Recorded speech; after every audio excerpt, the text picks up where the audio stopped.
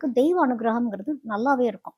Okay. முக்கியமா பெருமாள் சம்பந்தப்பட்ட தெய்வங்கள், பெண் தெய்வங்கள் இவங்க எல்லாமே வந்து மேஷத்துக்கு உகந்தது. இவங்க இவங்களுக்கு நல்ல தெய்வ பலம் எப்பவுமே உண்டு. என்ன ஓகே. பிரச்சனை அப்படின்னா, மேஷம் வந்து சில விஷயங்கள வெளிய பேசிடுவாங்க. வார்த்தைகள வெளிய சொல்ல சொல்ல திஷ்டி. ஓகே. ஒரு பணம் வரக்கு முன்னாடியே, என்ட்ட இது இருக்கு, எனக்கு இது வந்துரும், எனக்கு இது ம். நடந்துரும், நான் இவங்கள பார்க்க போறேன், இந்த விஷயத்துக்காக போறேன், எனக்கு இங்கிருந்து பணம் வரப்போதுன்னா வராது.